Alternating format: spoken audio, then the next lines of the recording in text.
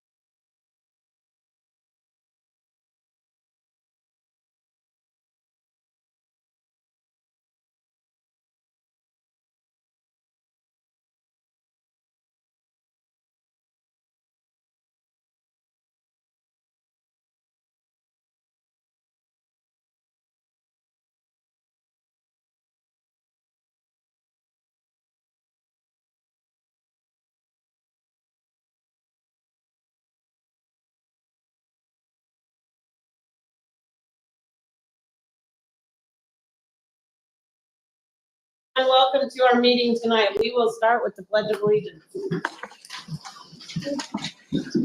I pledge allegiance to the flag of the United States of America and to the republic for which it stands, one nation, under God, indivisible, with liberty and justice for all. Thank you for coming. I will just make a note that Jake Dempsey is not with us tonight. He is traveling on business, and hopefully soon we will have Jay Clark calling in. I would entertain a motion to approve the agenda. I move that we approve the agenda. Second. Thank you. All those in favor say aye. Aye. Aye. Do we have any? There's two, Okay. but I don't have a filled out slip. I think we can work it. One student, and then Mr. Zweigert, did you want to talk other than during your presentation? Do you want me to? Well, if you had something prepared besides what was in your presentation that's on the agenda. Because you just signed you were speaking. If you. Other than that, no. Okay, perfect. Thank you. Of course, if you wanted to say a few words. If you wanted to, we have If to. you want to say something. Well, let's see. We have. Boomer and Christian. We do have. I see Chris, is that Christian? Is on there too. Yeah. We're used. Yeah. All right. You've got 3 minutes. Come on up to the podium. Are you Christian? You said yes. Did you write wrote yes on there? You do want to Okay, speak. Could you- perfect. Would you mind taking your, thank you. You got it. Yeah. All right.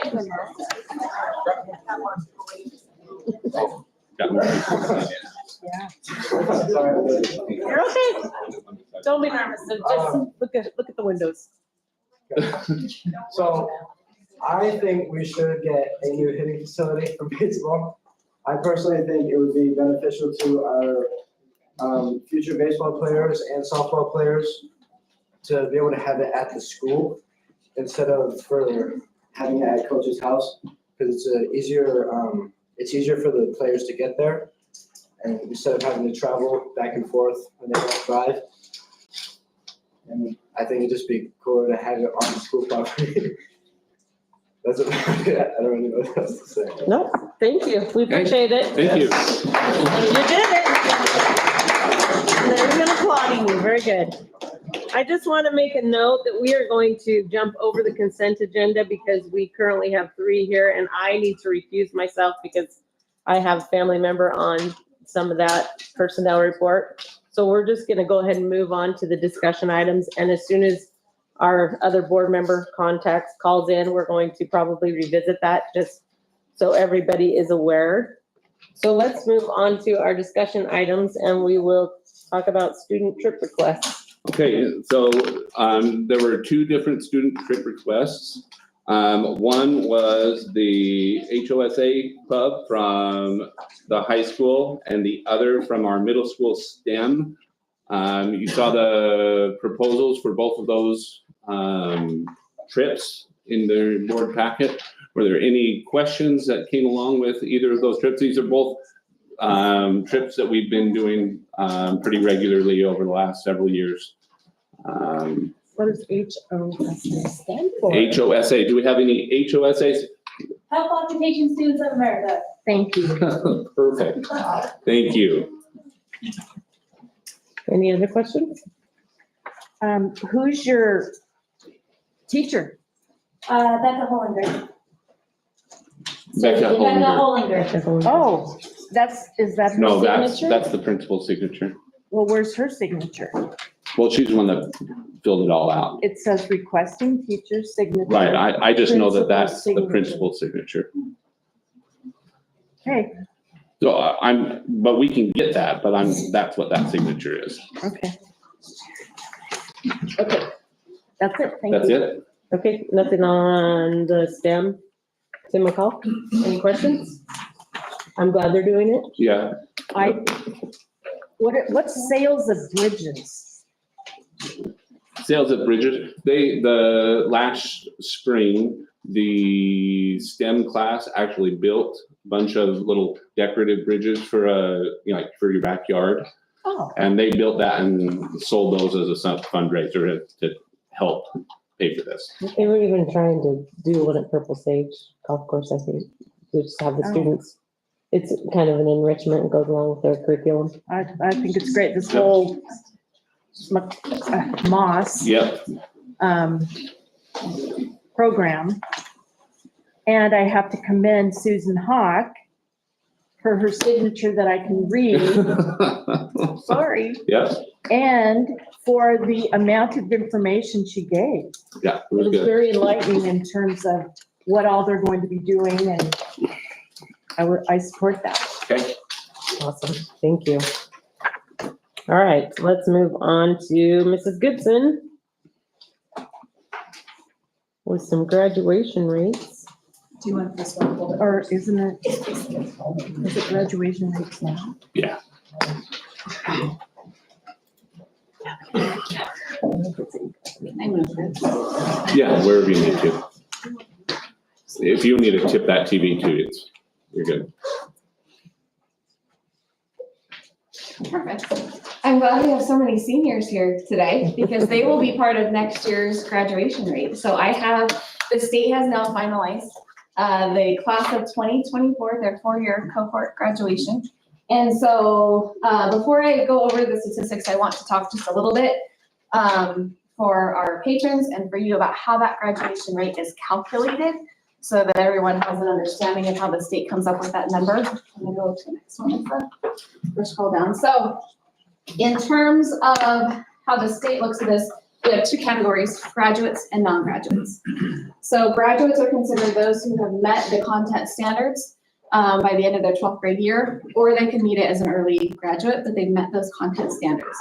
Non-graduates are considered students who have been confirmed dropouts, expelled, transferred to an adult learning education, like a GED, transferred within the district to the same school, so meaning they may need a 5th year to complete, completed with adapted requirements, so not meeting all of the content standards, reach the maximum age, and then sometimes an unknown as to why they would leave our school.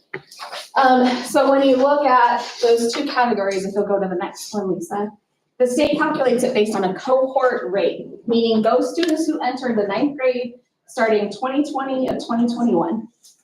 And so anyone who comes in is part of that cohort. Let's say we had student A move out, we have to get confirmation from the district that they enroll in, that they're enrolled before they are removed from our cohort denominator.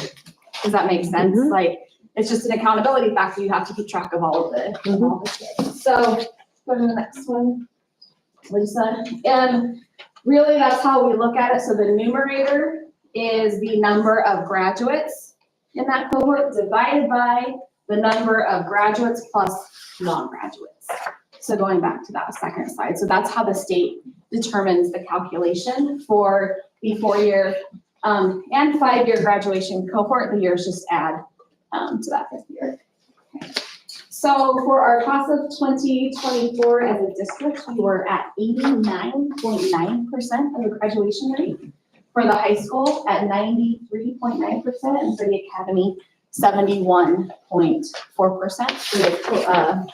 4-year cohort, for the 5-year cohort rate, these are the students who graduated the following year. As a district, 90.7, high school, 93.4. The academy is where we normally see the difference in those students who just need an extra semester or two. That came up to 82.3%. The second piece I have for you are there any questions about how it's calculated? Okay, the second portion that I have for you is a comparison. So this first comparison is school district data for the surrounding school districts.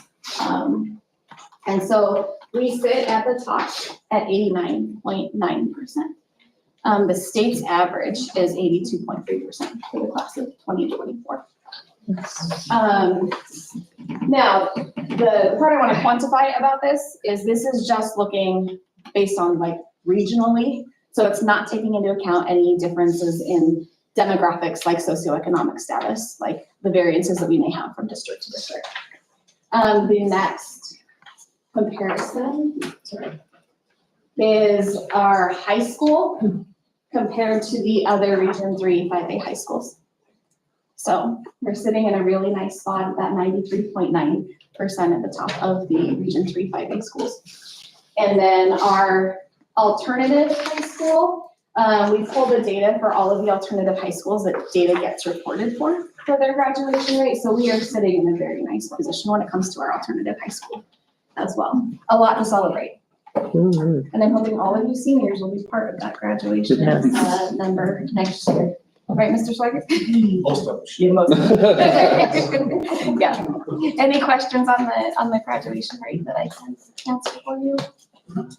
No, Thank you. thank you. All right. We have a few course proposals for you coming this way for our high school. A musical production class to be taught by our choir teacher, bringing in the theatrical component as well. And the second one is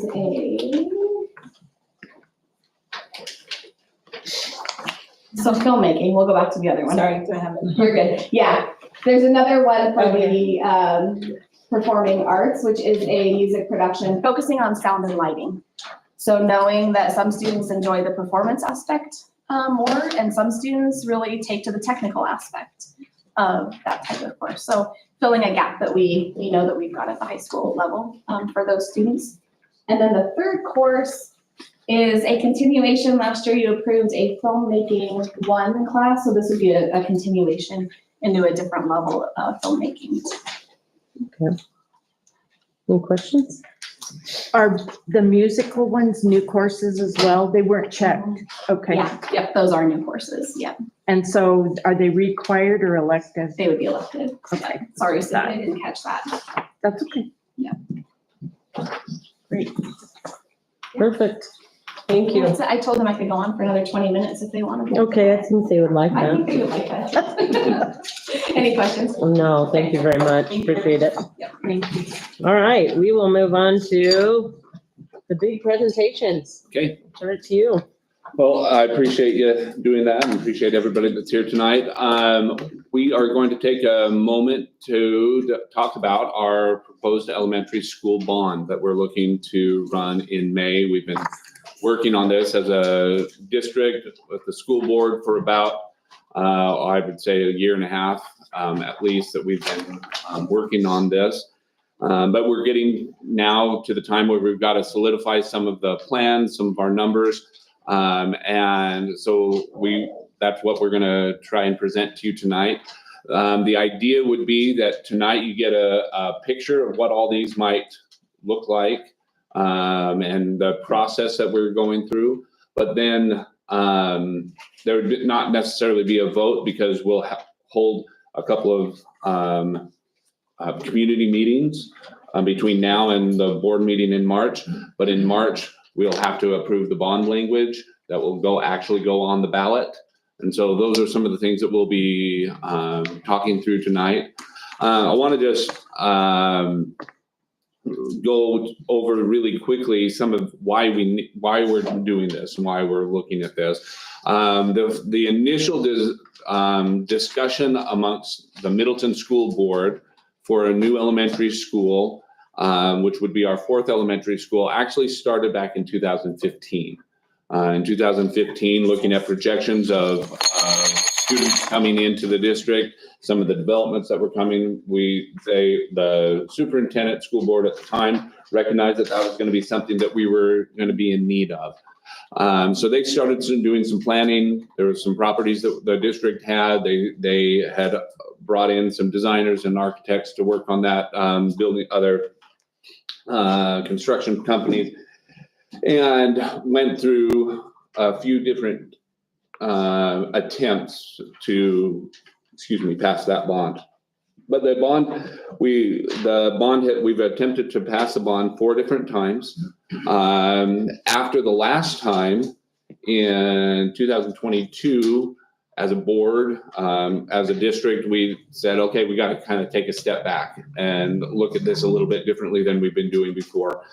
We kind of tried to do the same thing over and over again, and that wasn't quite working for us and for our patrons. They weren't turning out to vote. We have to get the 66.6% in order to get that passed. So some of the things that we looked at as we were trying to evaluate was the overall cost. The last time we ran for about 50 million, or just over $50 million. There were multiple projects in there. There was going to be a CTE building. There were going to be improvements at Heights Elementary, and then the elementary school. When we heard from people, the cost obviously was a big piece to a lot of the patrons. Some were looking at the CTE building and saying, while they think that's great, they felt like that wasn't necessarily a need as much as the elementary school might be. So we went ahead and went through that process, looked at what we were doing. We felt like we needed to look at new design, new builders, just a new eye, looked at new property. And we were able to do that. We went through this board selected LKV and ESI. In a cooperation with a local developer, we were able to acquire some land off of Kingsbury Road that would be a more efficient place to build. Didn't have the sloping and all the earthwork that was going to have to go into play. Millions of dollars worth of work on that said, here's a way to bring the cost down. Another thing we did with CTE, we removed that from consideration and went out and found other ways to build our CTE program. Got a grant to build the building that we'll be talking about a little bit later. And so that's not a cost to the taxpayers.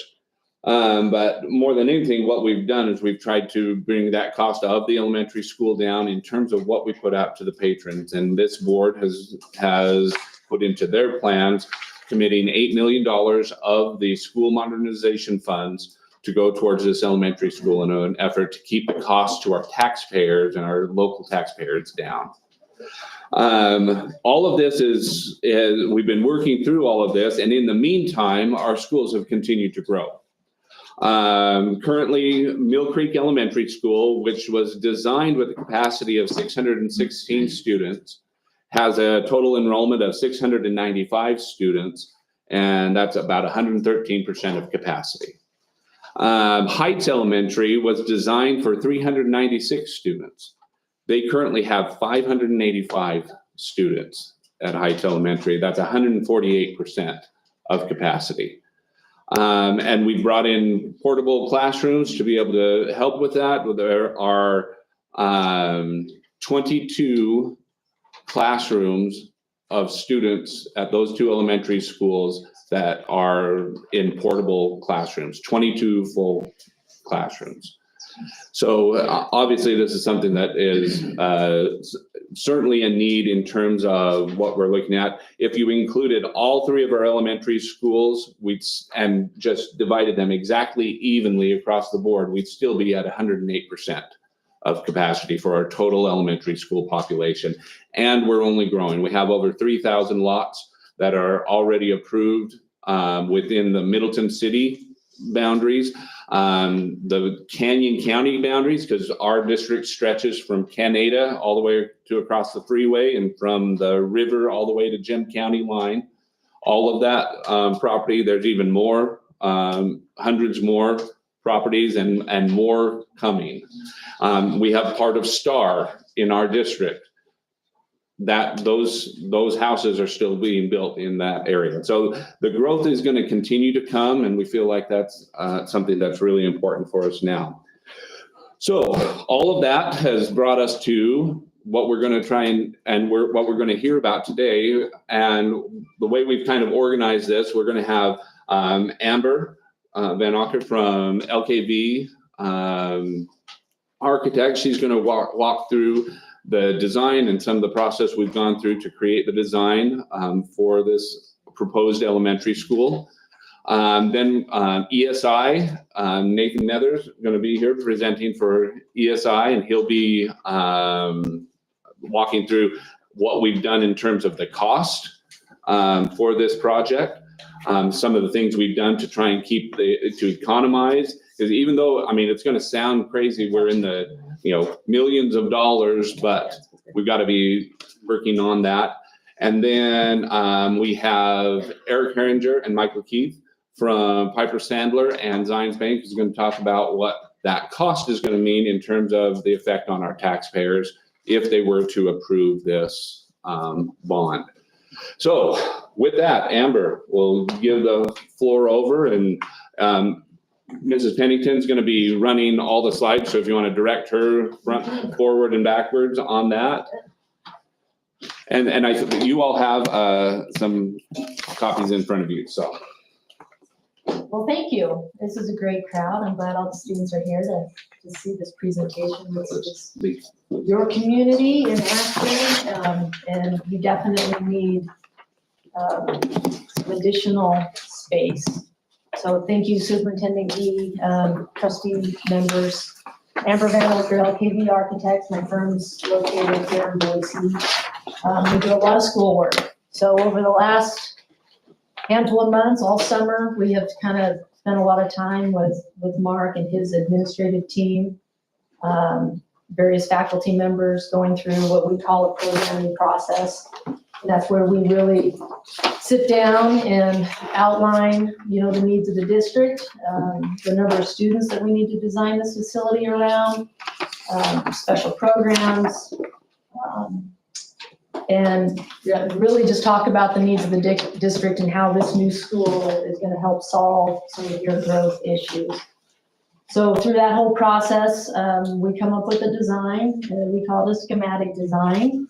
This is all still just schematic. So there's things that, don't get hung up on colors or names of spaces. I mean, this is all up for discussion. And when we go through this process of designing a facility, it really is, a process of design that things modify and change and stretch and pull, and that's what it's meant to do. So part of what we're tasked with, though, is really to put some sideboards to this design and make sure that we're proposing something that not only meets the needs of the district, but from a budgetary perspective, our partners at ESI can attach a number to so that we really are looking at a design and a solution that the community can afford, but is also still going to solve all the growth issues that we're experiencing. So I think we can, Lisa, we can kind of just jump through it. So this is a site that's a little further east that we've been looking at, that has been donated, or I guess that's the right way to say it. There's been a relationship with a developer there. It's just over 11 acres. You know, from our perspective, there's adequate site. There's a lot of roadway improvements that are gonna fall on the responsibility of the developer. But we have been able to lay out a really nice design. It's a single-story structure. There's adequate drop-off. We've got adequate circulation. So this is part of that programming process that we really start from the very beginning and figure out, you know, what that footprint of the building is, and then how to design the site around it.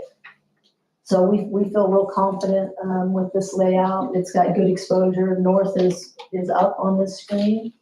I don't want to go into too much detail on all of this, but just from the perspective that my firm has, you know, this is what we do every day. We're educational facility designers, and this is a fantastic site.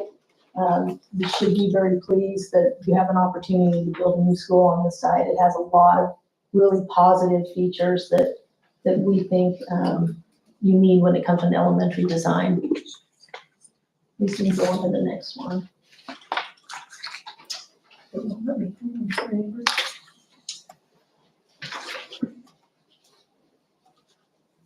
Yeah, that's good.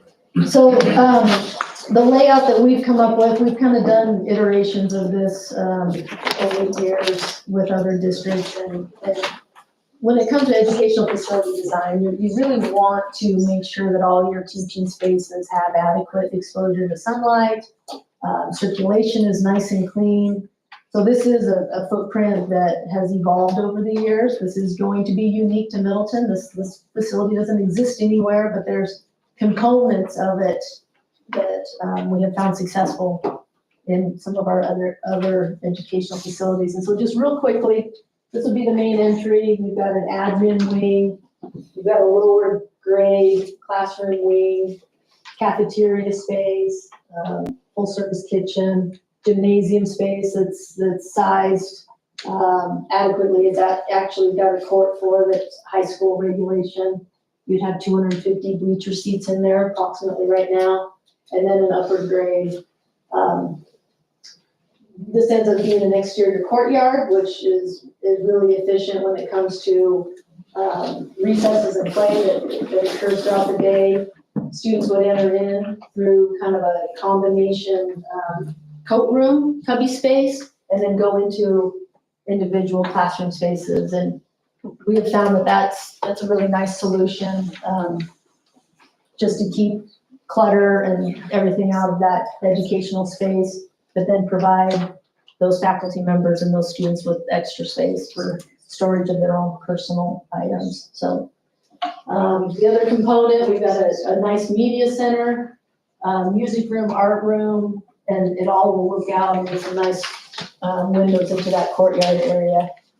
Really efficient design, you know, just from the economics point of it. You know, there's not a lot of ins and outs of that exterior wall. Every time you do something like that, it costs money. So we try to keep things nice and clean, efficient. These are some just typical enlarged classroom spaces. It kind of shows that code room where students would enter in, they'd have their cubby space and then into each one of their classroom spaces. And then obviously entries in from that corridor area. The lower grades are designed a little bit different than the upper grades. The lower grades have a shared restroom where the upper grades do not. That's about the only difference between the classroom layout. So this is a nice aerial view looking down. It's a low slope roof solution, so we'll have mechanical equipment that'll be sitting up on this roof, but they'll be hidden behind parapet walls. This is a main entry piece. And then you can kind of start to see that courtroom, that courtyard area in the back. We kind of just, there's a handful of these renderings, and I don't want to take a ton of time, but we can kind of zip through them. This would be the main entry. The materials would be a combination of masonry and metal siding. And, nice, vibrant, fun colors. Kind of give the school its own identity. Don't get hung up on the colors, though. That's all up for discussion.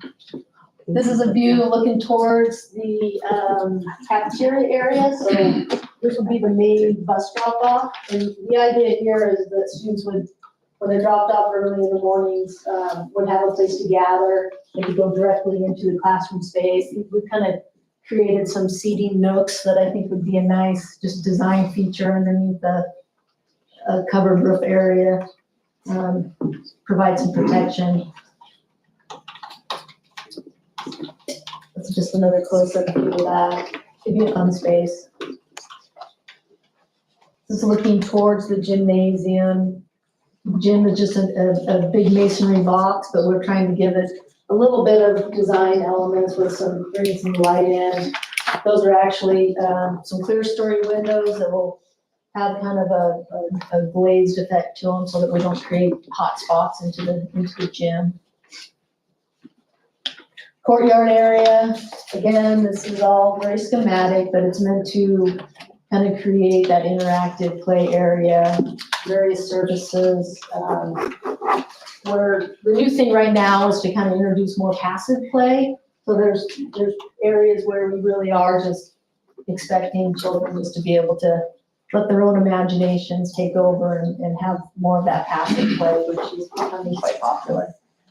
And then each classroom, it's all right, Lisa, you don't want. This is, all students would then enter into their classroom spaces. The yellow doors are entries into those cubby areas. It's another view that's kind of looking towards the media center. Some more classroom entries. So the idea being, we're selecting really quality materials that are going to last the test of time. I mean, probably the biggest thing that districts are dealing with, and Mark has mentioned this, is, taking care of facilities that are in multi-generation. So we really try to select materials that are going to kind of take care of themselves. And so there's not a big maintenance budget that has to be attached to these buildings as they go through their lifespan. And we're sensitive to that. And I think those are all the discussions that we have at a programming level, and make sure that we're hitting our budgets that Nathan's going to talk about more. So there's questions or comments? That's great. Thank you. All right. Right. Nathan?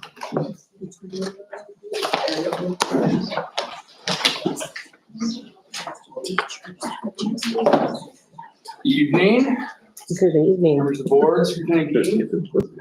So, as Amber mentioned, we've been working hand in hand with LKV and the school district since, over the summer, and attended some field trips to some other schools and really listened to everybody in programming, help provide input from a construction standpoint, from a builder standpoint, to give options and different analysis and understanding of some of the trade-offs that their systems would be giving based upon what they decided.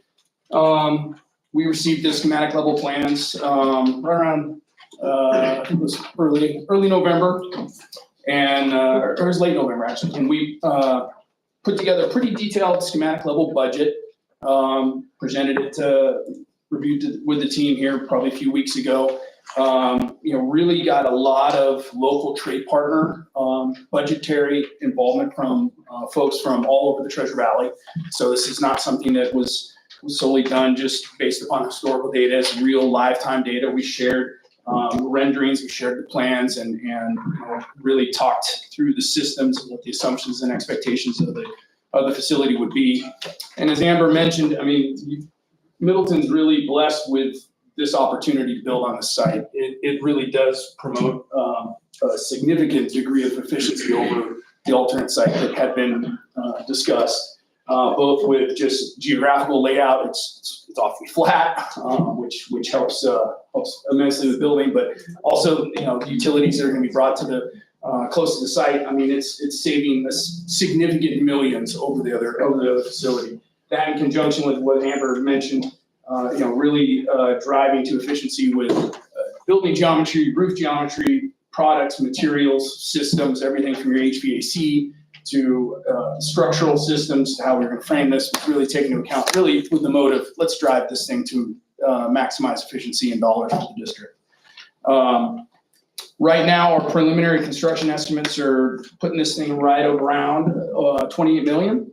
I think what's exciting to know is that I think we've already identified a handful of opportunities to even ratchet that cost down a little bit more and save some additional funds. And that's something we're gonna be playing around with over the next couple months and really looking at alternate systems perhaps for the playground and products and materials and really some of the classroom programming. And as Amber said, I mean, this is still schematic, so it gives you that opportunity to kind of pull some levers and ratchet things differently to get your budget down where you want it to be. And then of course, when the bond's passed, right, knock on wood, this will go out to competitive bid and we'll solicit trade partner input from all over the Treasure Valley and hope to get a lot of folks here, local Middleton, interested in this project to get good numbers to it for the community. Any questions? Questions? Thank you so much. Yes, of course. Okay. Yeah.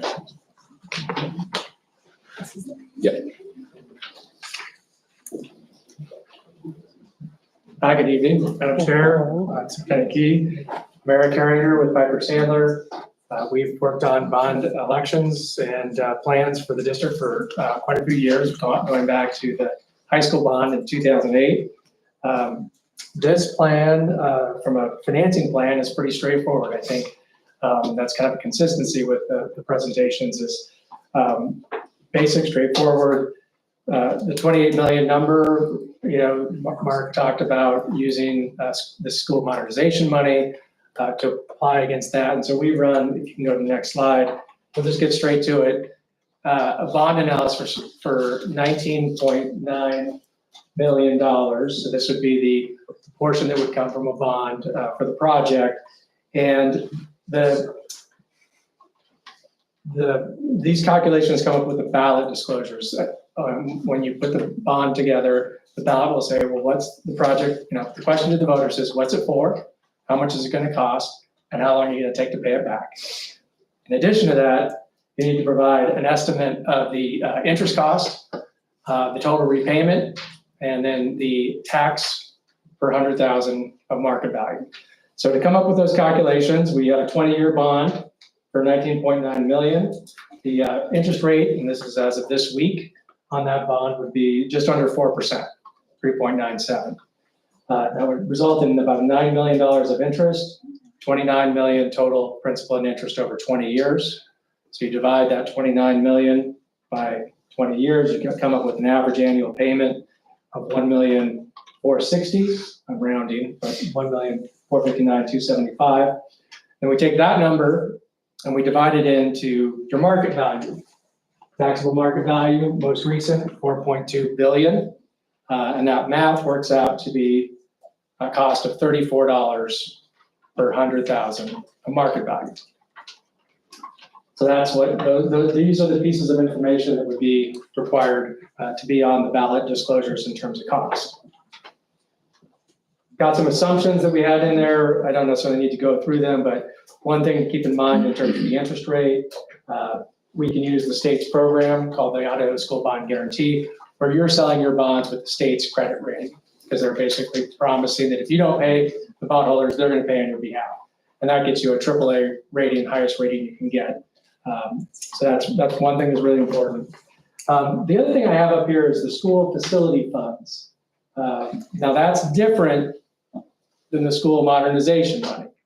The school modernization money is money that comes from the state as a grant, and that's money you can use to do capital projects. That's where that 8 million is coming from. The school facility fund money is money that goes to offset your levies. It actually doesn't go directly to facilities. It goes to reduce the amount you need to collect to repay your bonds. And if you don't have bonds, it goes to reduce the amount that you need for your supplemental levy. So that's a number that's not factored in to the 34. And the reason it's not factored into the 34 is because you're not allowed by the legislation. The other reason is that money's already going against your existing bonds. So, you know, if you're talking about what is this bond going to cost in isolation, it's that $34. But there's other moving parts, and that's where this next slide comes in, where we look at it, and I know there's a lot of numbers on here, but we have your current fiscal year 2025 actuals. These are your actual levies. So your existing bond is $4,145,000 in terms of the levy to make the bond payment. Your supplemental is $1.5 million. You have a small tort levy at $68,000. So you add all that up, it's $5.7 million. Then we offset that number with your school facility fund money, that $2.2 million I just talked about. And the net amount you need to collect is the $3.4 million. And that drives a tax rate of 0.000814, which really means $81 per 100,000. So that's your current this year taxes for everything. Now, if the bond passes, you go over to the next set of numbers where it says fiscal 26 with the $19.9 million bond. The first line item is what's the cost of the proposed bond. That's that number, that $1,460,000. The 0.00034, that's $34 per 100,000. And then you've got your existing bond is actually going to go down. Your payments on your existing bonds go down over the next 7-8 years. So that number goes down, assuming the supplemental is the same, the tort's generally the same. And so net, yes, you're adding 34, but your existing bond's going down roughly 19. And so your net increase is 15. So that's going to be $3.4 million versus $4 million, $81. And this is total, you know, all taxes, $81 per 100,000 today. And if the bond passes, it's 96. And that includes the additional 34. Does that make sense, what we're doing there? Now, we can't talk about that on the ballot, but you can certainly talk about it in terms of, hey, you know, yes, the bond's going to cost 34. What's going to be my total tax? What does my total tax bill look like to the district? And that's going to look like the 96. We put in a couple of other numbers some different home values, so 100 or different taxable values. So remember, this is a taxable value, cost per 100,000 of taxable value. We put in 250 and 500,000 as examples, but I also wanted to point out that when we talk about taxable value, that's the value as a homeowner that you pay after deducting your homeowner's exemption. So what's the average home? So we went and looked at the median home value in Middleton. And this is data as of December 31st, 2024, which is the number that, you know, the value that would be used for next year's taxes. Median home value is $482,000. If you live in that home as your primary residence, you get a homeowner's exemption. And that homeowner's exemption is half of the value up to a maximum of $125,000. So on this, it would be the max at 125. So your taxable value is actually $357,269 median home value. So on the median home today, the cost in property taxes to the Middleton School District is $291. And if the bond passes, it would go to $344. So, you know, just another way to look at what the impact is. And then in this case, we're looking at it on the median home value. The next slide. So this is, I think an interesting representation to look at historical. You know, for the last 4 years, your tax per 100,000 has gone down substantially. In 2022, it was $225 per 100,000. And now today, as I mentioned before, it's 81. So got from 225 to 81. A lot of that's that property tax relief that the state provided through that school facility fund. And it's also, your bond payments have been going down too. If going forward, if the bond passed, and it would go, remember, in terms of total taxes from 81 up to 96. You see that on the projected with the new bond. So you add that new bond in the yellow bars. And then it starts to go down over time as your existing bonds pay off. And so you'd have 96 initially, but by 2029, we assume, we would project that going down to 61. And that assumes you keep your supplemental renewed at the 1.5 million. So that's built into these projections. It assumes your market value stays the same. So, in all likelihood, your market value is going to go up because you have all this growth. And that's going to further drive down those numbers. And the other thing is the school facility fund money, about $2 million, that's actually scheduled to increase because of legislation last year that increased the amount of sales tax that's going to support that program, as well as there's money from the online sales tax that hasn't kicked in yet and will kick in next year. So I think these are very conservative looks at what the overall taxes will look like for Middleton taxpayers if the bond passed. That's the long and short of it. I've got a bunch of other slides that go over all kinds of other information that's more historical and would answer questions. I think the key one, if I was a board member, I'd want to know is what is our debt capacity? And that is on slide 16.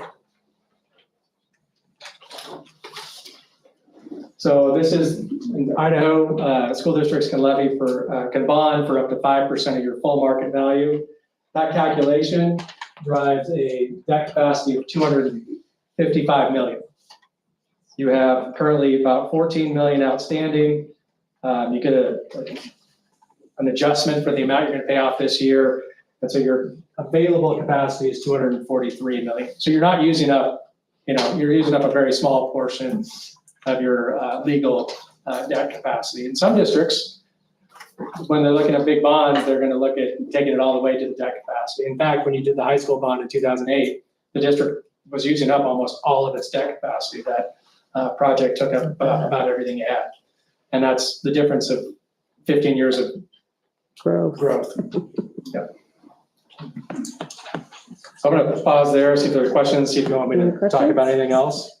No? Do we have any type of copies of those slides?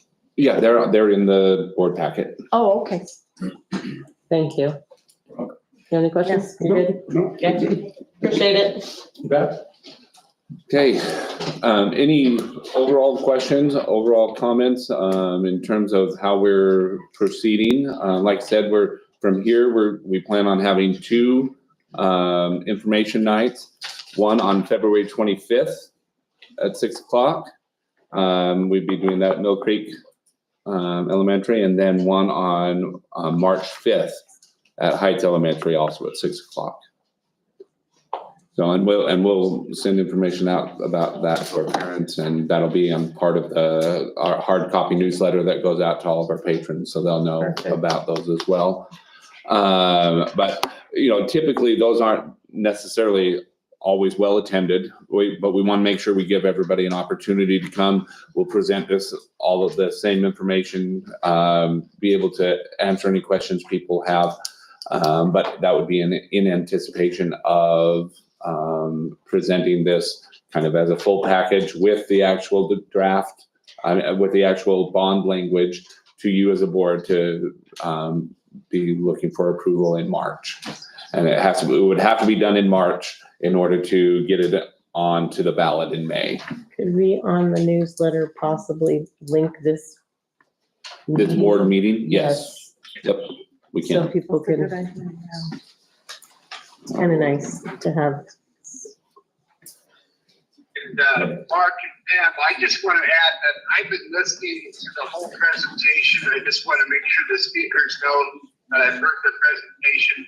And before that, I was able to listen to it live on YouTube. I can actually hear it a lot better on YouTube than I can over the phone, but I just, with me being on the building committee, I want to make sure that the speakers knew that I heard their presentation also.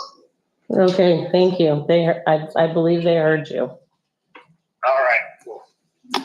So any other questions or suggestions, thoughts that you want to bring about as we move forward? We'll just keep the board informed of the processes we're taking to inform our patrons. If you as board members are getting questions from patrons, obviously you can answer those, but if there's anything that you would like me to answer, you can direct those folks to me. There's a community group that's have been meeting to try and help encourage people to vote in this election. It's important, obviously, that we have our patrons go and exercise that right to vote in this election. So we want to make sure that happens. But overall, I'm excited about the opportunities that we have. I think this is a unique opportunity that our school district has to get a school that's really at a 600 to 700 students that could fit within this school with a bond that's going to be under 20 million. That doesn't happen very often within the state of Idaho for a school that size. So I think we're at a kind of a very critical, important point within our work here. So I'm excited about what we've got coming. So anything else? I would just say I appreciate all the hard work that's been done.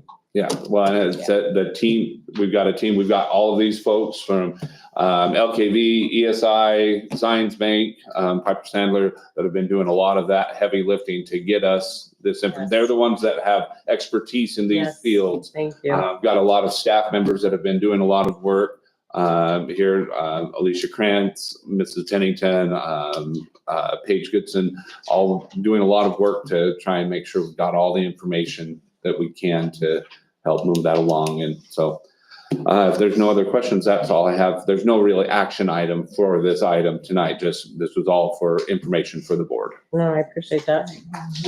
Very good information. And hopefully we can get it out there so people know.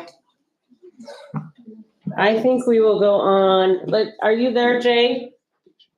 I am, and that meeting is February 25th, what time? 6 o'clock at Mill Creek. That's there at the school board, Mill Creek. That's at Mill Creek. at Mill Creek. Yes. All right, yeah, and I thank you everybody for all the work and making up that presentation, and I look forward to looking over those plans in more detail. Very good. I think since you're on here, we're gonna go back and we're gonna pause for a minute and go back and revisit the consent agenda. I need to recuse myself from it, so I would entertain a motion to approve that. I move that we approve the consent agenda. Is there a second? Second. All right, all those in favor say aye. Aye. All right. Thank you. Appreciate that. Let's move on to discussion item E. And are we turning it over to? I'll do a quick You'll lead? introduction. then. All right, go ahead.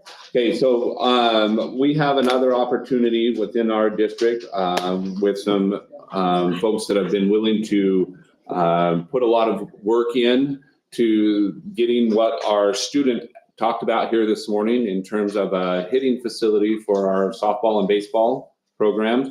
We believe that through this process, the majority of this project can be handled through donations.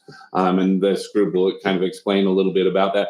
But really what they're trying to do tonight is talk to you about what the purpose of the project, kind of the scope of the project, and ask for an action from the board to approve them moving forward with just the planning process. And I say them, that they're working together with the district to do that. So just, I'm gonna turn it over to Andy and he'll kind of walk us through. All right.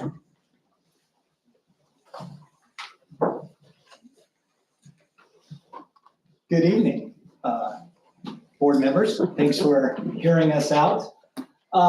Yeah, as Mr. Gee said, we are here to ask your all's permission just to begin the initial planning stages for a on-campus softball, baseball hitting facility. This is something that's been discussed over the years. For whatever reason, we're just now at this really, really good opportunity, we believe, to really put this thing all the way through and make it happen. As the community continues to grow, with that, there comes more and more baseball and softball families and players that live in this community.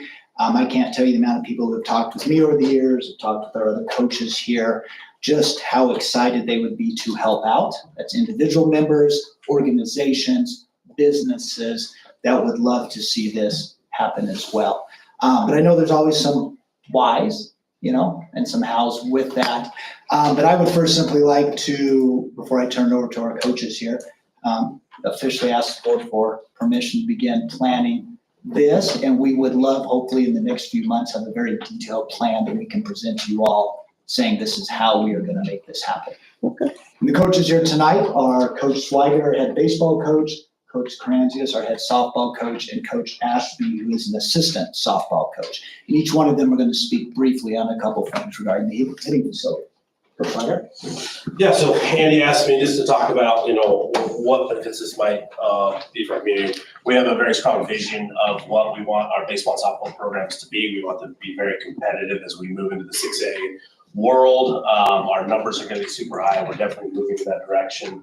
And so that competitive balance is super important as we compete against schools that have multi-million-dollar facilities, access to training throughout Meridian and Boise. So this is something needed for our kids to have that year-round training that puts them on that level playing field.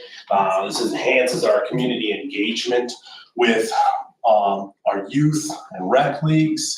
It allows certain club teams avenues to practice in. It just opens up a lot of facility space for both our baseball and softball programs. These enhanced facilities will also attract prospective students into our district. It will allow our school to continue to become one of the best high schools in the state of Idaho. And then our winter fundraising opportunities would also be helped through having a facility to run winter camps, to connect once again with our youth programs, and to sell our programs to the community, the school board, and everyone in it. So it's going to be a great project. We're super excited about having this opportunity. I'm going to touch a little bit on the financial side of it. I know for softball, it costs us anywhere from $200 to $300 every time we go try to rent a facility elsewhere. That adds up in a hurry. Mm-hmm. And so for us, our hands are kind of tied. That's only 2 days a week that we can really go out and train prior to season. I don't want to blow our budget on facility rental before season starts. So that in and of itself would be very beneficial to our program right off the bat, to be able to use it for more than 2 days a week and not pay crazy amounts of money. Also, the flip side of that is we'd be able to use it as a way to earn money for our programs. Like Brian stated, being able to have camps and clinics, being able to rent it out to other youth organizations within Middleton would also help from a revenue standpoint. And then the last point that I want to touch on, I know Christian talked about it earlier, but being able to have something on campus where our kids aren't having to drive, especially in the weather, where it's somewhere they can just walk to and be able to get their work done, I think would be, as a mom, that's just something that I think I'd feel better about. Coach Ashby? For me, I just like to basically reiterate what these coaches have also said. It's a huge need. We're probably one of the few districts in the valley that does not have a facility for their programs to use. And it puts, like he said, puts us at a huge disadvantage. So we like to win. We like to be good. So Who doesn't? we're willing to, put forth a lot of effort and a lot of time to make this happen. And I know Brian and I and Kristen and I have talked about it lots. And I know that Brian and Lisa have talked about it for years before I was even here. And so it's been something that has been needed for 10+ years. Wow. So we have a unique opportunity right now, and I feel like it would be a huge waste for our kids to not jump on the opportunity. So, Well, I would say go for it. thank I you. think you need to talk to Louis Dean and put a little corner in there for a golf simulator. Oh, I mean, come on, just putting a little plug there. Do you all have any questions for us at this? Can I go through just a couple things really quick? Go ahead. I wanted to just show the board, the location that we're considering for that space. And, you know, if you're orienting yourself, that's north. Field on the bottom of the screen is the baseball field, top of the screen is softball field. The space up above that yellow box is what we use for some of our field events during track and field, throwing discus and. That's the discus area. But right now in that space, Andy, there's nothing there right now, right? That space where the box is above right field is softball. It sort of raises up a little bit, and it's just an ideal spot to put the size of facility we are looking for, and it would fit in there just perfect. And it's not, we're not taking from anything else that we have going on. Nice. And if we can go to the next, these are some examples of the type of facility. And what we have is we have opportunity for a shed that is similar to this, that I don't want to say is being donated, but I mean, we're looking at a cost of $150,000 for just the shed itself, without all the construction that goes into it. That's going to be given for a greatly reduced price, like under $40,000 that we're looking, and we're in negotiation for that right now. But one of the things that we're looking at, and the reason that it's coming now, is these folks that have been working on these projects and looking at the project have also been reaching out to contacts, people that are interested in helping with helping this vision come to be. And they feel like we've kind of hit a critical mass of those folks that are willing to do that. And that's why we feel like they can bring that before the board at this time. If we can go through to the next, that's the one that's the design review.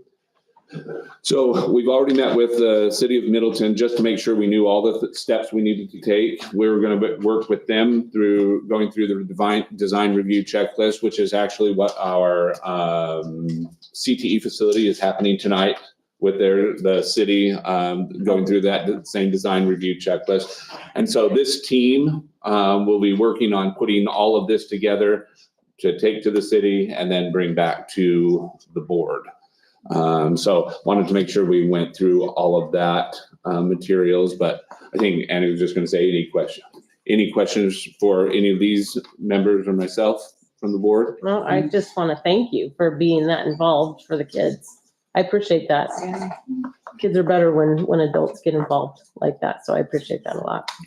So when does this go to the planning and zoning? We don't have a date yet because we have to gather all of that information Okay. and put it together. But again, we didn't want to go through all that process without the board having said, no, we're good with moving forward on that. Basically gonna do an action item to give them the green light to go. Okay, great. So, And then they'll come back with when they're looking at the actual details of the design and cost and everything. yes, very good. Okay, Thank you thank you all so much. much. Appreciate it. Yes. And with that being said, we're gonna take a pause because you students have been so good and quiet. But I'm going to let you go, but you need to come get your agendas signed, please.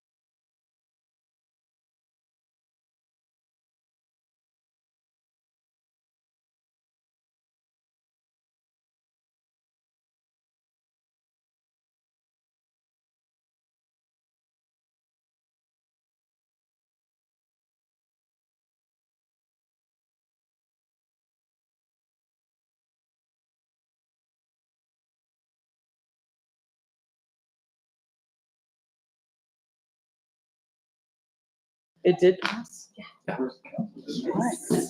The CTE building, so we can Oh, move forward. At the, And I'll give some updates. All right, let's go. we are gonna move to the leadership premium review. Go ahead, Mrs. Pennington. Yeah, so every year, if you guys recall, per the negotiated agreement, we offer leadership stipends to staff members. So we put a committee together that has. Here, I can talk. Sorry. Yep. Better? Okay, Jay, let me know if that's better. Yeah, that's great. Okay, perfect. So every year we offer leadership stipends to our certified staff members. Per the negotiated agreement, we have to put a committee together from 2 teachers from each building. One has to be an MEA member, administrator, stakeholders. So this committee meets, discusses our leadership stipends from the year before, talks about revisiting if we need to adjust any of those, if we need to add, alter, whatever that looks like. We also survey people who have served in these positions, and we take that data as we meet together as a committee and review that data to determine if we need to look at how we're offering these stipends differently. So historically, if you remember, these were originally stipends that were offered to districts from the state, and we could only use them for certified staff members, and it was a certain amount of money. We couldn't divide those. Per negotiations, we now have a pool of money that we set aside in negotiations. That's what it's been agreed upon to use for this purpose. So we have a little bit more flexibility, like splitting the stipends or some of those situations as well. They also are now a little bit less since they are in-house. So it's $825 per position that we offer. So this first table shows how many total positions we offer at each school. These have been pretty consistent for the last probably 5 years. Pretty similar positions as far as curriculum team members, RTI leads, mentor teachers. Our hard to fill positions are our special education positions and also our academy positions, so our alternative school positions. And then other stipends, those are really written and directed more at the building level, so each building has the autonomy with how they utilize those positions. Most of them have stayed consistent. With administrative changes, we have seen some change in some of those positions as far as what the responsibilities are and what they ask them to do. So that's just an overarching picture. The other thing per the negotiated agreement is we do have to offer job descriptions for those positions and what we're expecting of those people. So that other sheet that was attached is the job descriptions for those district level positions and then also those building level positions broken down by school so you can see what's asked of those other leadership positions at each school.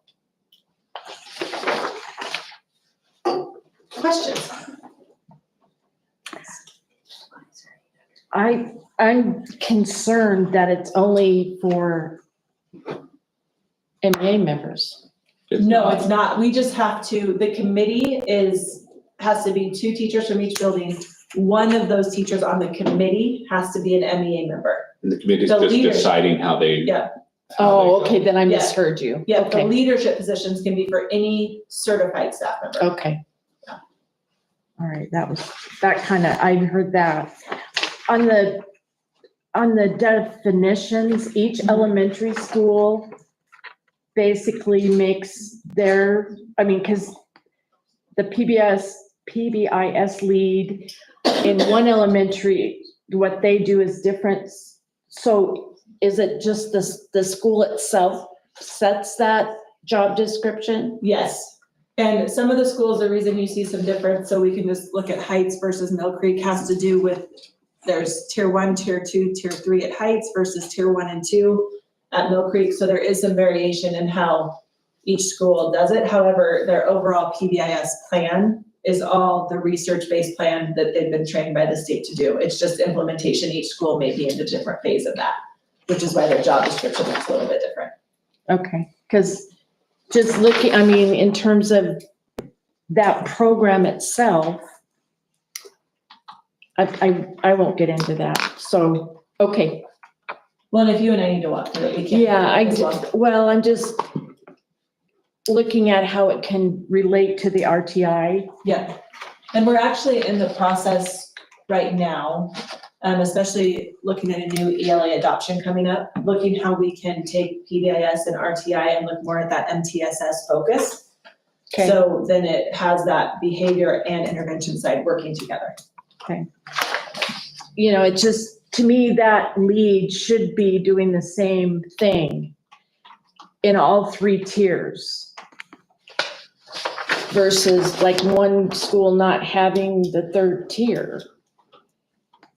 Well, they still offer the 3rd tier there, it's just how they've structured it. They utilize their counseling staff a little bit different to offer those supports. And so some of it is just the staff they have in their building and how they've delegated those responsibilities to people. Okay. Some schools have chosen to use certified staff members that are teachers and keep them in those leads versus utilize counseling members or administrative staff to support that. And since like the administrative staff wouldn't be certified, we can't offer the leadership stipend.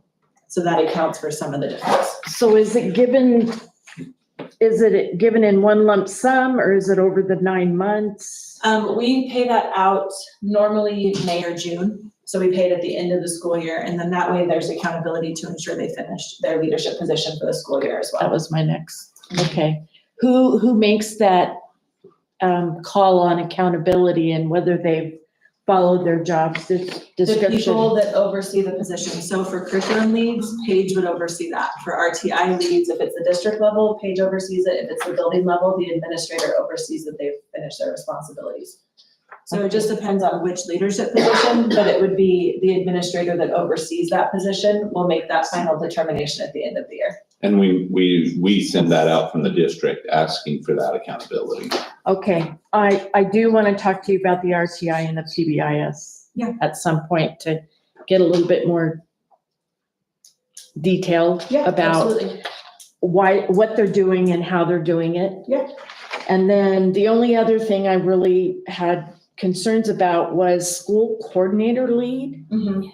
So really that position is one that helps set up different things in the building. It could be, so like even their family and community engagement night, so it could be parent nights, it could be staff incentives, it could be student incentives. It really is kind of overarching. If there's responsibilities in the building that fall outside of some of these other leads, it's kind of a catch-all to support those building initiatives. Okay, then my suggestion would be is if they could be a little bit more, explain more, more detailed about what In the they're, definition. in the definition of their job description.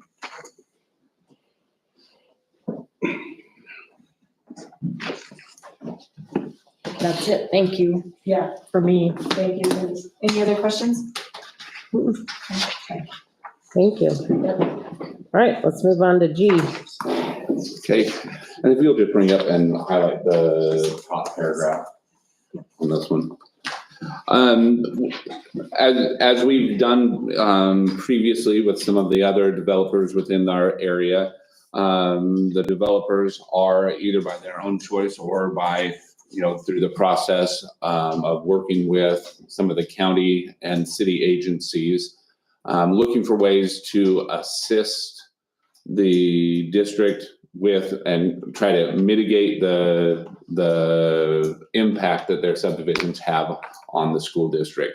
As we've talked about impact fees in the past, we know that schools can't charge impact fees, cities can't charge impact fees on behalf of schools. It says specifically within state legislation that can't happen.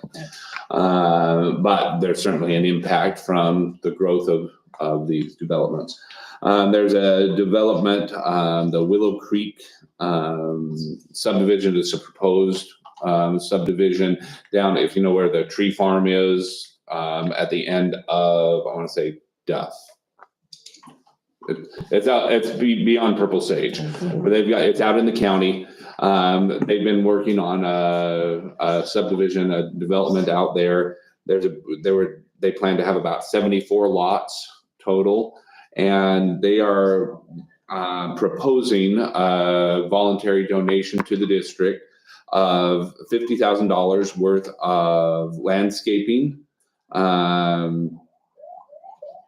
The landscaping, so trees that are coming from their farm, but also trees from local places that would fit within the scope of what we're looking at, both with our new elementary school, assuming that bond passed, but any additional trees that we'd be looking at within the district. So that'd be a $50,000 value worth. And then $150,000 cash donation to the district, recognizing that there are facility needs that could be addressed. This would be, we've had our attorneys look at this proposal.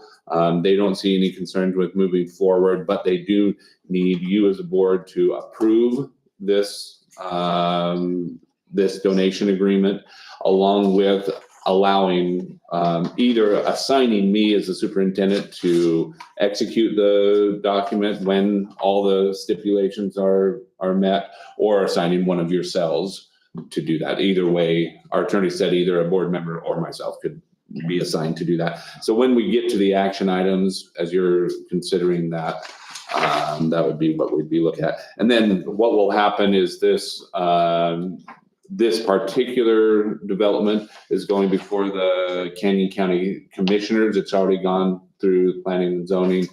It's going through to the Canyon County Commissioners. I want to say at the beginning of March, and they will indicate within there that the board has agreed to this document. So, Right. I assume the donation would be contingent upon the approval of the development. yes, that it is contingent upon the approval of the development. And is there a time frame they put on for the donation, or is that over a certain period of time? Yes, it's a one-time thing. I'll just read it out loud. The donation of the cash donation to the district shall be paid in a one-time payment promptly following the recording of the first final plat within the project within the Canyon County, Idaho Recorder. This will ensure the cash donation is available to the district early on in the project and prior to any enrollment impacts. The donation of the landscaping donation will occur at the district's request after the donation event provided. However, that donor may, at the donor's option, provide an additional cash payment in the amount of $50,000 in lieu of the landscaping. That just gives them the right, if the trees that they were going to have available by the time all this works through are no longer available, they give us $50,000 that we could use to then purchase the landscaping trees. So does that make sense? Is that the question? Yeah, you know, first I'm driving the semi, so I don't have materials in front of me, so sorry about that. Yeah, no problem. But yeah, but that sounds good, thank you. Any other questions? So they're gonna donate trees to plant wherever we want to plant them? Yeah, well, we've given them, like, I was working with Amber at LKV on what types of trees the and new- bushes if they the would be bond- looking if if the the bond bond- passes. Okay. And if not, it would come in terms of, we're always we always have bushes and trees that, you know, have gone down someplace that we're trying to put up someplace else. So there would be options within that. Yeah. And if Like not, if we could take trees the cash die and- donation. Yeah, Okay. exactly. Any other questions? Oh, that's really nice. Okay. All right, let's move on to H. Got your movie ready? Yeah, right. So I wanted to just kind of present, and this is the 2024 calendar year in review. So I asked, as we were looking back, I was asking the principals to look back all the way to last January in terms of things that have gone on since, and some of the just things that we're proud of that we've seen go on through the district. So I'm just going to walk through these, and again, these are very high level, and so we can go ahead and move to the next slide. Maybe. Okay, so first, and again, most of the details are more just things that we've seen before, so I won't go into the details of each one, but just continued academic success. We're consistently scoring in the top of the public schools in the Treasure Valley, comparing ourselves to all the other 5A and 6A schools in the valley. We're up there at the top. Increased numbers of the AP courses, total number of students taking AP courses and passing the test. The PSAT scores are above the rest of the nation, the rest of the state and the rest of the nation. All very good indicators that our teachers, and these are like, these things that are up here are things you've seen in past board meetings. So again, I'm not going to go into the details of those scores. These are things we've talked about before, but just kind of an overall continued academic success that we're seeing from our students as they go through the education system in Middleton, which is the most important thing that we do with our kids. So next thing, I asked each building to just kind of give some summaries of some of the things that they're excited about, some of the things they're proud of that they've seen. Because when we talk about the year in review, this is the whole team that comes together to do this. It's not one person or one group that makes it happen. Middleton Academy, their shop approval. They've got a senior project committee with businesses and industries coming in and interviewing the students, which if you ever want to watch one of those, it's a tremendous thing. I've been able to participate in some of those interviews. It's a really neat opportunity. And we're just this spring getting our academy students enrolled with dual credit courses at CWI. They're, instead of graduating early, they're taking advantage of advanced opportunity dollars and getting classes. So we're getting them signed up to take those classes at CWI so we can kind of do that handoff for those students, which, you know, that doesn't happen all that often at the academy. So we're proud of that. We can go to the next.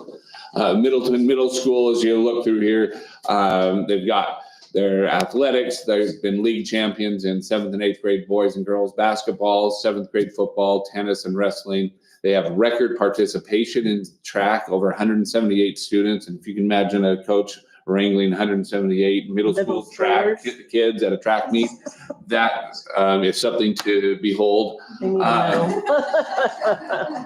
Cross country, 78 students. Again, a record of the number of students that are participating. And for us, we really like that idea of how many kids are participating across all these different opportunities.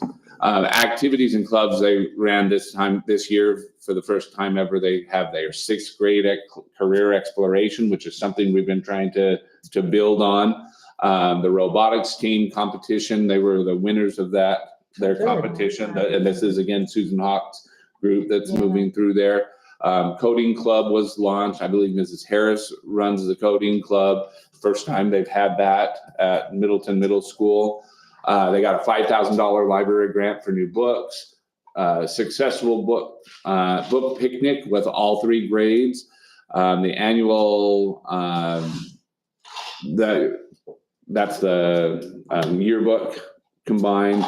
The choir concert featured over 300 students, and they opened a 25-year-old time capsule this last fall, which was kind of a neat thing for them to do.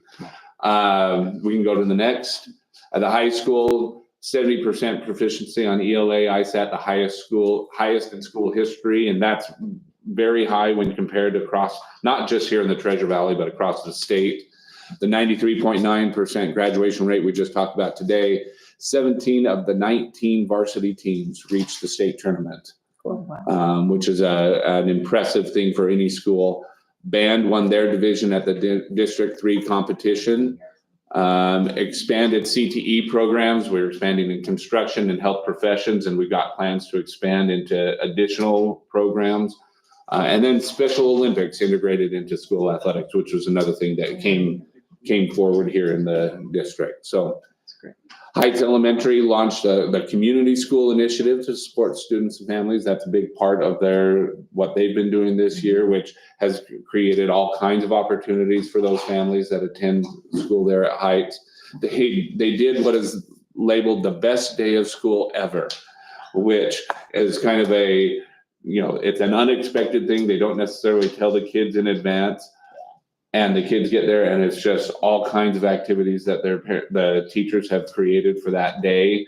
And as you create that anticipation, kids start getting excited about when's are going to be our best day of school ever. Purple Sage just ran theirs last week. It was really neat, and Mill Creek's doing a similar. PTO raised $20,000 for new playground equipment, which is being installed. And then increase their family engagement. The Boo Bash and Parent Picnic drew over 500 attendees for each of those activities, which had been higher than Heights has gotten in a lot of years. So, Yeah. That's awesome. so some really neat things there. Purple Sage.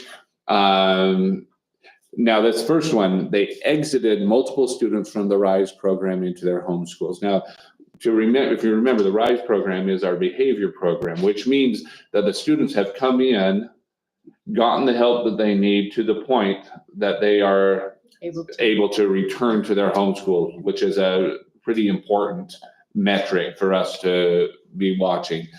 Exceeded growth goals in all their academic areas. Their science ISAT scores were above the district and state averages. They improved their RTI process, and this is some of what Mrs. Pennington was talking about, moving towards that MTSS combined model of RTI and PBIS. They established school-wide writing goals. They had a PTO-funded Gaga Ball Pit through a Jogathon fundraiser. If you've never watched the kids play in that Gaga Ball Pit, we might have to take a video for you. It's pretty fun. And then they've hosted their Wagons Ho and Starbase programs for their students. Mill Creek, as their state testing scores have increased, they hosted the Boise Philharmonic Orchestra performance. They had their successful Daddy-Daughter Dance and Harvest Festival. Their Angel Tree provided gifts for 18 families. Their Thanksgiving program donated 14 food boxes. And then they ran a color run last spring, and I believe they're going to be doing that again. So if you've never seen a color run, that's also a lot of fun to see. So if we move to the next slide, I wanted to go through, and I wanted to spend a little bit of time here with this donations and grants, because this really speaks to our community. That speaks to the quality of our community and what our community is willing to give to the school, because these are all either grants that people within our district and community have written, or that donations that have come through. We talked about the CTE Career Ready Students. That's at the construction building, R&M Steel, all the steel built in that building for over $200,000. Electronic video scoreboards at the high school, both on the football field and in the gym, from Pioneer Federal Credit Union, over $350,000 that they donated. Albertsons Construction donated $30,000 towards the new floor finish at the high school. So they refinished and redesigned. So we have the new logo, the more updated colors on there. Perfection Tire, and this is they do this quite frequently, pallets and pallets of water that they have for the participants in our activities, as well as to sell in the concession stand. So that happens every year. Willow Creek Homes gave $7,500 towards the baseline pads in the high school gym. You know, those at the end, because they match the new floor. And the logo. VSN and Nike give over $10,000 per year. Then, as we've talked here in this board meeting, the indoor tennis structure, that's in progress, something we're working on. The soccer field and the practice field upgrade is in progress. We can go to the next page. The community school grant for over approximately $750,000 over 5 years. And then this is just another place that I just think we want to call attention. Donations specifically to the community school have totaled, either in actual dollars or in-kind value, in terms of donated materials, over $122,000. $67,000 worth of either cash or materials was donated for the Christmas and Thanksgiving gifts and meal boxes. And that's all from our community. And that's those are straight up donations. $7,000 from the Eagle Lions Club for coats, socks, and more. $3,000 from Domino's Pizza for 300 small pizza coupons that they delivered out. $2,000, and I apologize that that Jube. I don't know that. JUB. Yeah. Meridian for school supplies, and then the list keeps going on. to add up to 122,000, it's $300 here, $200 here, $150 here that has just come together with that community school, and that's all going out to needy families within our communities. If we go to the next, you have donations and grants in our CTE programs. The donations, ag and constructions, at-need support, meaning, and that's for scholarships and fees, and sometimes it pays for student, their jackets and things for students who can't necessarily afford it in the ag department, and that's an anonymous donor. Construction materials from Builders First Source and Deploy Construction, another. Then grants that Ms. Kassler has written. She talked a little bit about some of these, but over the last couple of years, it totaled $284,000. PQI grants, which are competitive grants for that the state manages for construction, sports medicine, medical assisting, culinary arts, cabinet making, and bench carpentry. Perkins grants are available to all of the CTE pathways. It's not a competitive grant, but you still got to go through the work of reporting and getting that going. Leading Idaho grant was for our construction trades, and then the Blue Cross grant for sports medicine, all of those together totaling that $284,000. So you just, again, on those donations and grants, that's all things that are happening in our community because people were generous and were willing to give. The companies and organizations that gave towards some of the grants and scholarships for our students, I hit some of those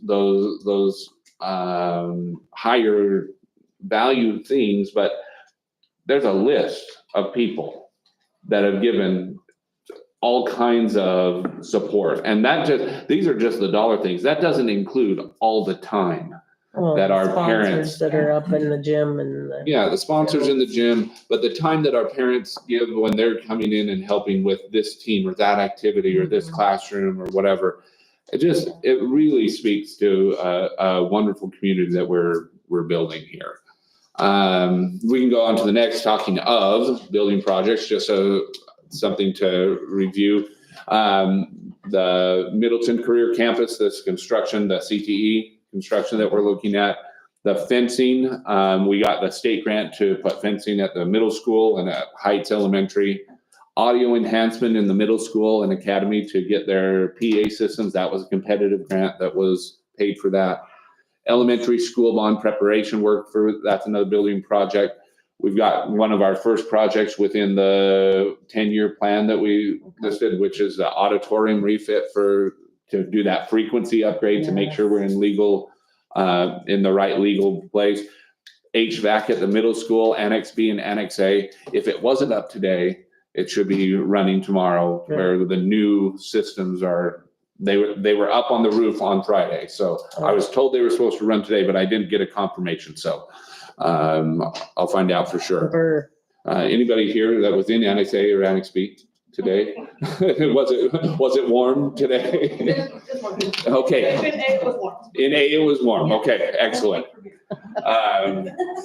And then the HVAC at Purple Sage, we've been doing that. And those are some of those projects that are coming from those school modernization funds, those last three that I mentioned. Okay. And then enrollment by the numbers. So here's some of what I alluded to at the beginning of the day, beginning of the meeting. Day, it seems like that. I don't know. That was not a slip of the tongue, I don't think. So Mill Creek, you see there, the 113%, 148% of capacity. Middleton Middle School, we're at 86%. We got 1,027 students there. This was in December. This is the last time we took a measurement. We'll take another one here at the end of February. The high school, 1455 at 94% of capacity, and the academy at 131 and 66. But you look, all schools were at 95%. That's an important figure there as well. And then we have the number, it's not on a chart here, but our number of out-of-district students. It's not going to be on this chart. And Patty, this one's for you. And me too. What is that? 304. 304 out of district students that are Okay. currently attending here in Middleton. Would you say the majority are high school? Just curious. Teachers' kids. 130 are high school. Okay, yeah, And we've seen a lot of that in the ninth grade. yeah. A lot of Well, students yes. trying to come in as they get started. 6-12 than K-5. Okay, yeah, I would think. I don't see a lot of people driving their kindergarten or first grader across town. Yeah. So I think that is the end. Is there one more? I don't think there's one more. No, That's the end. last slide. So I just, these are just some highlights. I mean, this certainly doesn't encapsulate everything that goes on within the school district. We could talk for hours and hours about what goes on, but just really an amazing school district, an amazing community that we live in, are a part of. And I think despite all the craziness that's going on in the world, it's an exciting time to be a part of the educational system. So anyway, that's all I had. If there's any questions or comments that you have. Oh, thank you. Yeah. Even though I wanted a video. Well, we thought. It's all good. No, very good. Exciting things. All right, let's talk about the CTE construction. Okay, so we are moving along, and I'm gonna actually give the floor to Brooke. She was just at our planning and zoning meeting tonight over at the city, and she'll give us a report of where we're at now. Thank you. Thanks for having me. And if you could move the phone. Oh, yeah, I'm gonna move that over. Yeah, and thank you, Mark, for that, all that information. Yeah. You bet. That was great. So to update on the CTE, we have put in for our design review application. We had our hearing tonight and that was approved. So we're moving forward. The building permit has actually also been already turned in. So it's going through that process now. We, I believe, picked up most of their comments and concerns throughout the design review. So I expect that to go relatively quickly. I believe, and I can discuss this with the ESI, but to my knowledge, they're still on track to get started right away. We're having our first construction meeting next Monday. So we're all moving forward as quickly as possible. It's gonna be a great building. It's needed, and everybody on the design review committee was very excited about it. So I think the community in general is excited for this building and moving forward pretty smoothly. Yeah. Any questions for Brooke? I mean, she wasn't really expecting to come and give a report, but they finished and we were excited to Yeah. have that part done. So Yeah, it was great. Tonight it went really smooth. So Good, that was, thank it you. was nice. Thank you so Thanks. much. And I'll just give you a quick note. We met last week with the ESI and principal at the academy, Steve Diffie, one of the assistant principals from the middle school, just to work through the pre-construction planning, talking with their superintendent, the one that'll be there on the site the whole time, working through, we went through, access maps of how they're going to be getting to the site, just the logistics of what this is going to be, so that once we get the permit, we can be ready to go. Once we have an indication from the city as to when those permits will be issued, we'll put together a groundbreaking. I'll let you know as a board when we're going to be doing that, so that we kind of got a few things planned with ESI in terms of some of our students being there, inviting some of the legislators who helped us get some of the grant funding in to be there. So we'll be putting that out, but we'll let you know. We just don't want to plan it until we know for sure that those permits are pulled. So Perfect. Great. any questions on that? Updates? Okay. Thanks, Brooke. Appreciate it. Yes, thank you. All right, on to the fun stuff. It's all you, Mrs. Pennington. Okay, and then I'm gonna also ask Barb to jump in with their policies too. Yep, that's right. On those, but some first readings tonight.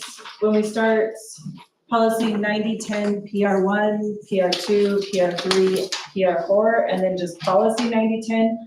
those are coming forward as a bundle. If you guys remember, we did update policy 9010 back in 2021, but we did not update the procedures that went along with that. And so all of those TR1 through TR4 are the procedures that attach to that policy. So we're gonna give a run at getting those updated.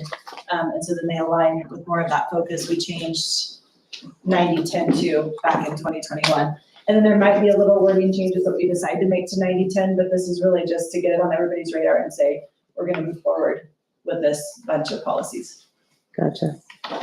7050, 7050 P1, there was a disconnect between Idaho code and our purchasing requirements. Alicia, do you wanna just speak to that really fast, or? Yeah, just quickly.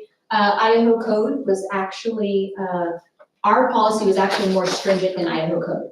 And so we're just asking for our policy to be realigned back to what Idaho code states. And so really it's just to sort out that discrepancy and get back in alignment. That works.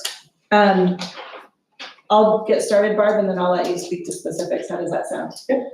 We really just needed to revisit those food service policies. So we really haven't updated the 8,000 section of policy for a while. And it was a good opportunity with some things Barb has coming up to really look at our food service policies. And so by updating this group of policies, it gets us back in alignment with what is required of us in policy and food service. The removal that we're talking about of 2305 just becomes duplicative of what Barb has in the policies that we're bringing forward tonight. So the recommendation to remove that is just so then we're not duplicating and having two policies that read the same thing, just with two different numbers. So, Barb, do you want to talk to? Well, this kind of started because I have a state review coming up next school year, and they could be anywhere from October until March of next school year. And I wanted to be sure that I had things all in order and couldn't find my policies. They were no longer there. So it's just a matter of being sure that they're there when the State Department comes in. My HACCP policy, that's something they look at very, very heavily. The other thing was lunch charges. Now with Mark and Lisa and Alicia's approval, when we had to go back to start charging for meals, I wasn't following the policy because parents, a lot of them didn't have their jobs any longer, didn't know how they were going to do things. So really what didn't get too ornery overcharges. But I think it's after 2.5 years, it's time to start getting back on track. We have some large charges that with Alicia's approval, I've had the opportunity to offer parents if it was, they had 3 or 4 children and it was very high amounts, to offer them a special, you'll pay part of it. Because some of the districts in the valley do use collection agencies. Well, we know there's a fee for using a collection agency and you only get half. So And if I can speak to this as well, some of the other donations that were not listed there were donations from some of our community patrons to help pay for students, families that have Yes. lunch fees that were not. And so a lot of those things where we're saying it's okay, we're filling with those donations from other people, so. Last spring, I had a parent call me, or a patron, she did not have students in the district, and asked to pay off all of the elementary reduced student charges. She That's came in awesome. and wrote me a check that was close to $1,900. Had another patron in December give us $500 that was used Awesome. to help some of the families that had more than 1 or 2 students that were unreduced, and it was obvious they were struggling. So I kind of realigned the lunch charge policy to say what it is we do. We have the capacity to email them right from our program. I've had a couple of parents say no one's ever told them, but yet I can pull up how many times they've received those things, and the other thing is, and what many parents don't realize when they fill out a free or reduced application, when I notify them of the results and they have a large balance, we're not allowed to go retroactive to take care of any of those. So I'll say, you know, if you can pay part of what's owed and pay it as your budget fits, you know, we'll work with you on it. So that's where some of it's been is, and as I've talked with admin during our admin meetings, in the past, we get a report from the state health and welfare that's involved, students that are to be approved for free that either have food stamps, they get help, grandparents that are raising students. And at the start of the school year, I would frequently have a list of 16 or 17 pages to be sure that those students were all marked correctly. Over the summer, they were able to include students that were approved for Medicaid, and they told us Medicaid free, Medicaid reduced. So my first batch of pages was 39 this year that had been approved. So, you know, that was a big help for us, but we still have those that are still struggling, and I just need to get on track. And then later in the summer or in the spring, I'll be bringing you the wellness policy because we have some changes that'll happen as of July 1st that need to be included in the wellness policy as well. Okay. Thank you. And just to reference, I know that she had mentioned that her policies were removed. There was a mass update, I know like Pam and Derek, you probably recall, where we did lots of policy sections all at once. During that, there was a transition of some of those policies, and the intention was to come back to the 8000s, and there was just change in administration, and it just hadn't happened yet. And so this is a great opportunity to make sure that that gets in line. Yeah. So. Perfect, thank you. Moving on to the second readings, the 3,500, let me go right numbers here. Really, the differences from first reading to second reading is we added the district title and accepted the recommendations from last meeting, which really were the recommendations to adjust the wording and then remove the one portion on that signature sheet that referenced an old policy that no longer exists. And so that would be the change from first to second. And then on the epinephrine, the only difference between first and second was just the district title. Other than that, we would recommend to adopt that as written currently. And then last, our third reading, the student-owned electronic devices. The changes are highlighted on the new policy in front of you, but we've added at the request of elementary school administration staff, the prohibition of the use of electronic devices at lunch at our elementary schools. And then we offered some clarifying language regarding lunchtime at secondary schools. And so those are the big changes there. And then we also clarified the procedure when a phone is taken by school personnel to make sure it was clearly communicated how it would be returned at the end of the day and how it would be sent home. Yeah. And then the last piece on that we noticed is under that number 4, where students are permitted to use cell phones in the following times and places. It talks about any use of electronic device required by a student's 504 plan or IEP plan. We also wanted to offer our LEP plans in there as well. So we meant to add that in there for our limited language learners. So when they use it to translate, so it allows them to use their, Okay. So will allow them to use their cell phone to translate during the school day as well, if that's part of their plan. So we would add that into this just to make sure it references that. And that LEP is not written in the copy that you have. Yeah, No. I don't see it. In recently, but we feel like it's important to have that information in there. So outside of that, our second reading and third reading, our recommendation would be to go ahead and move forward and adopt those into policy as written tonight. And then the first readings, move those to a second reading so we can offer suggestions for our next meeting with those policies. Okay, so this policy 3500F to adopt. Adopt. 3516, we could adopt. And then 3265. Adopt. Okay. Who wants to do the first reading? Derek or Cindy? Well, I just need to get to the right place. I can do it. All right, Okay.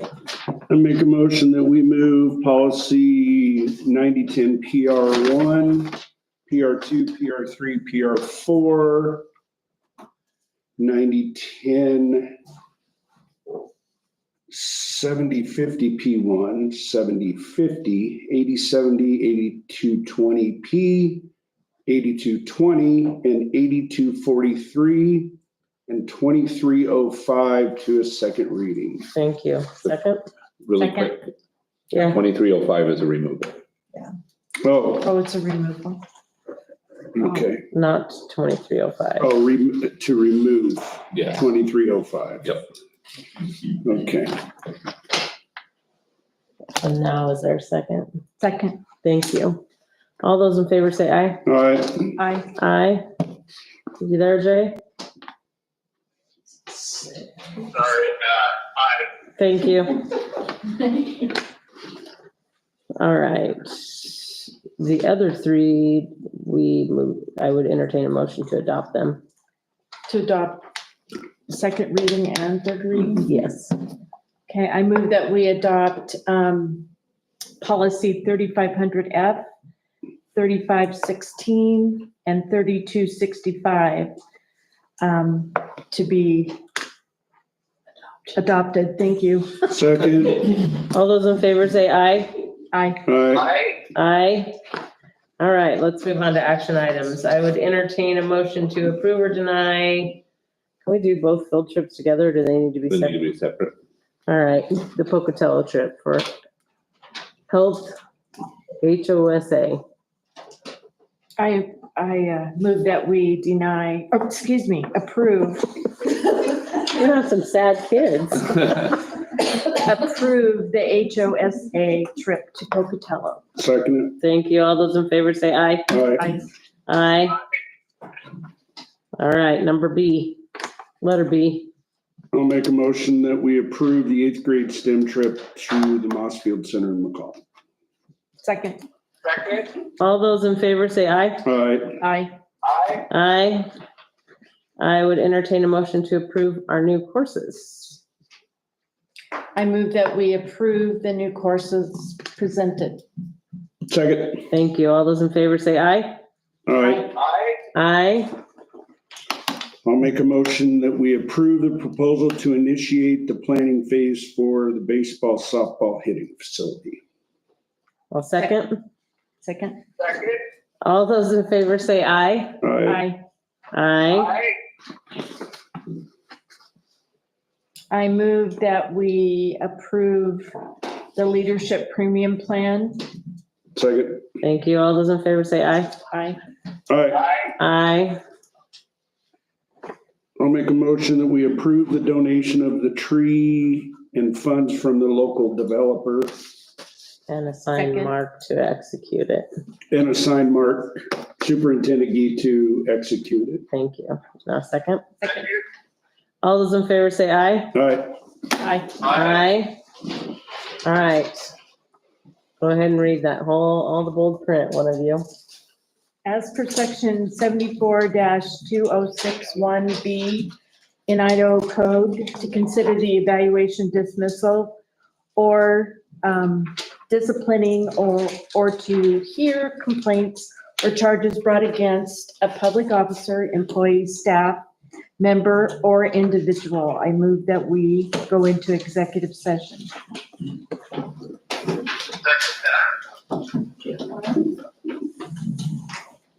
Trustee Moore, Yes. trustee Wagner, Yes. trustee Fowl, Yes.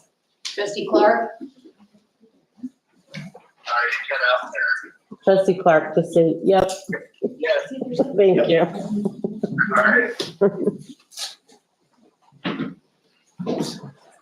Thank you. Thank See you.